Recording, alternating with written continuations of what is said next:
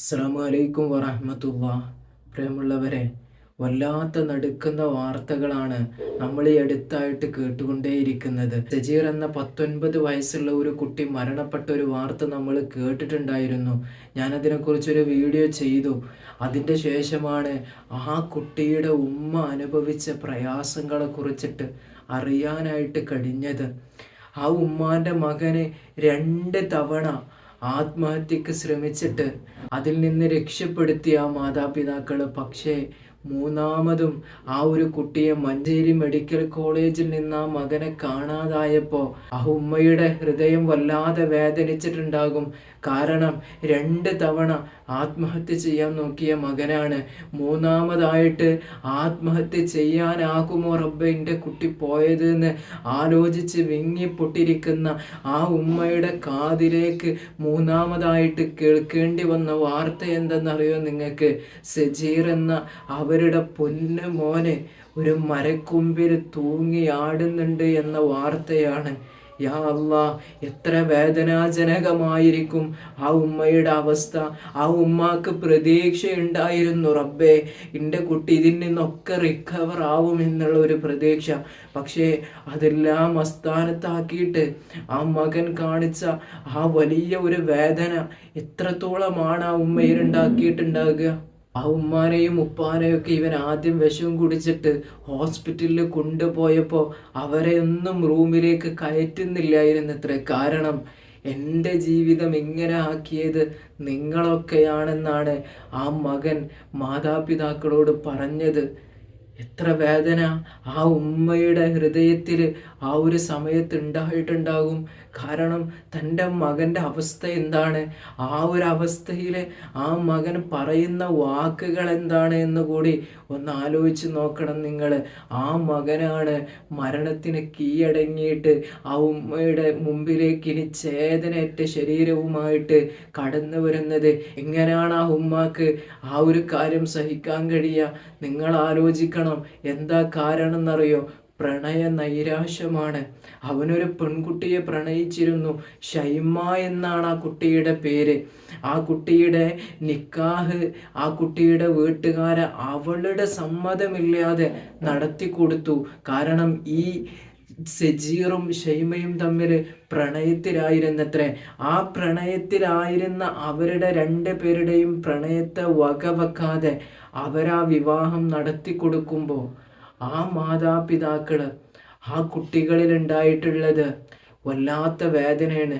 ഇന്ന് നമുക്കറിയാം, സോഷ്യൽ മീഡിയയിലും അതുപോലെ തന്നെ ഒരുപാട് സിനിമകളിലൊക്കെ ഈ ഒരു വീഡിയോയുമായി ബന്ധപ്പെട്ട് ചില വീഡിയോൻ്റെ കമൻറ്റ് ബോക്സിലൊക്കെ കാണാൻ കഴിഞ്ഞു.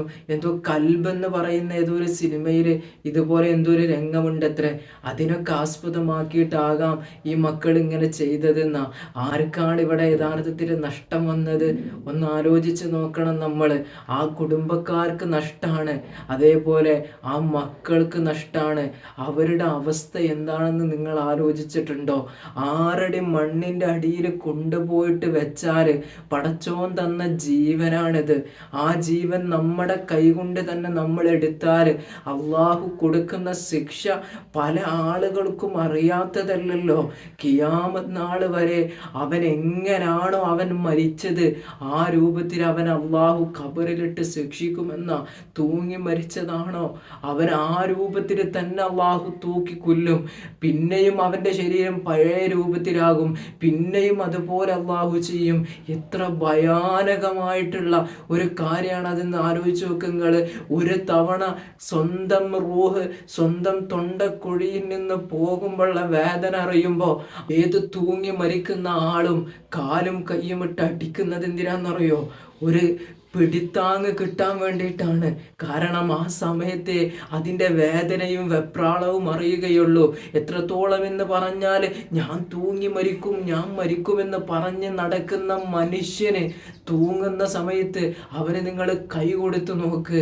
ആ സമയത്ത് അറിയാം അവൻ്റെ വെപ്രാളവും ജീവിതത്തിലേക്ക് മടങ്ങി വരാനുള്ള അവൻ്റെ ആഗ്രഹവും എത്രത്തോളാണെന്ന്. അങ്ങനെയല്ലേ ഈ സജീർ എന്ന മകനും ഷൈമ എന്ന പെൺകുട്ടി കുട്ടിയും മരണപ്പെട്ടത്. ആ മരണത്തിൻ്റെ അവസാന ഘട്ടത്തിൽ ആ രണ്ട് മക്കളും ചിലപ്പോൾ ആലോചിച്ചിട്ടുണ്ടാവില്ല, റബ്ബേ വേണ്ടാത്ത പണിയായിരുന്നു ഇതെന്ന്. നിങ്ങൾ ആലോചിക്കണം, എത്ര വേദനയാണ് ഇന്ന് ആ കുടുംബക്കാർ, ആ രണ്ട് മക്കളുടെ കുടുംബക്കാരും ഇന്ന് അനുഭവിച്ചു കൊണ്ടിരിക്കുന്നത്.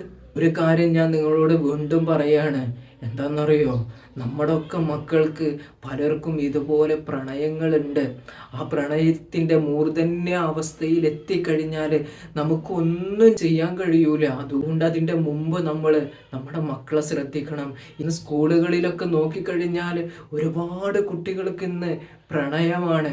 അവരെന്തിനാണ് പ്രണയിക്കുന്നതെന്നറിയില്ല. ഒരു രസത്തിന് തുടങ്ങുന്ന ചില ആളുകളുണ്ട്, ചില ആളുകൾ അതിനെ മിസ്യൂസ് ചെയ്യുന്ന ചില ഘട്ടങ്ങൾ കാണാറുണ്ട്.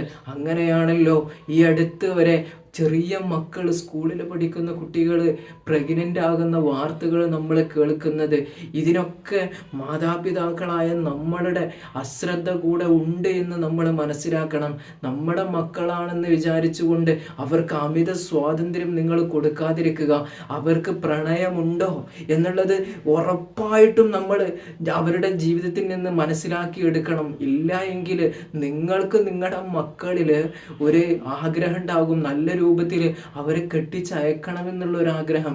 പക്ഷെ അതിൻ്റെ മുമ്പ് അവർക്ക് ഇതുപോലെയുള്ള എന്തെങ്കിലുമൊക്കെ ഒരു പ്രണയമൊക്കെ ഉണ്ട് എങ്കിൽ ഒരിക്കലും നിങ്ങളുടെ കയ്യിൽ പിന്നെ അവരെ കിട്ടൂല്ല, നിങ്ങളുടെ ആഗ്രഹങ്ങൾ നടക്കുകയുമില്ല.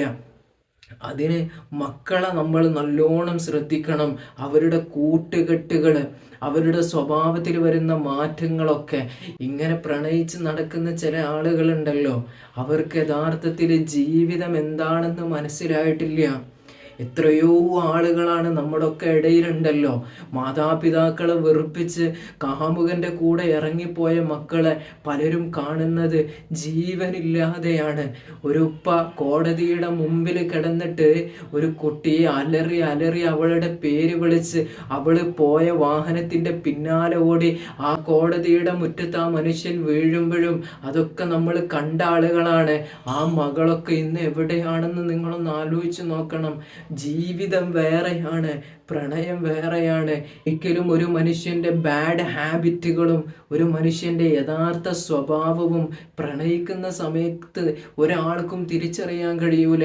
അതിനുള്ള ഏറ്റവും വലിയ ഉദാഹരണമാണ് വർഷങ്ങളോളം പ്രണയിച്ചിട്ട് അവസാനം ഇവളില്ലാതെ എനിക്കും അവനില്ലാതെ എനിക്കും ജീവിക്കാൻ കഴിയൂല എന്ന് വരെ പറഞ്ഞ് വിവാഹം ചെയ്തിട്ട് പിന്നെ ഡിവോഴ്സ് വാങ്ങുന്ന എത്ര ആളുകളുണ്ട്.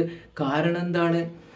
ഇവൻ്റെ സ്വഭാവവും ഒത്തുപോകാൻ കഴിയുന്നില്ല, അല്ലെങ്കിൽ അവളുടെ സ്വഭാവവും ഒത്തുപോകാൻ കഴിയുന്നില്ല. അത് തന്നെയാണ് കാരണം. പക്ഷേ അവർക്ക് പ്രണയത്തിൻ്റെ മുമ്പ് ഇവരുടെ രണ്ടുപേരുടെയും യഥാർത്ഥ സ്വഭാവം ഇവർക്ക് മനസ്സിലാക്കാൻ പറ്റിയിട്ടില്ല. കാരണം പ്രണയിക്കുമ്പോൾ ഇവർ തമ്മിൽ പറയുന്നത് മുഴുവൻ നല്ലതാണ്, അല്ലെങ്കിൽ ഇവരുടെ രണ്ടുപേരുടെയും മൈനസുകൾ ഇവർക്ക് മനസ്സിലാക്കാൻ കഴിയാത്തത്.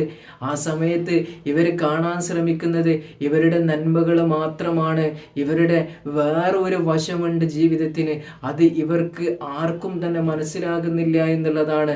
അതുകൊണ്ടാണ് പ്രണയത്തിൻ്റെ ശേഷം കല്യാണത്തിലേക്ക് കടക്കുമ്പോൾ പലരും ആ ജീവിതം വേണ്ട എന്ന് വെക്കുന്നത്.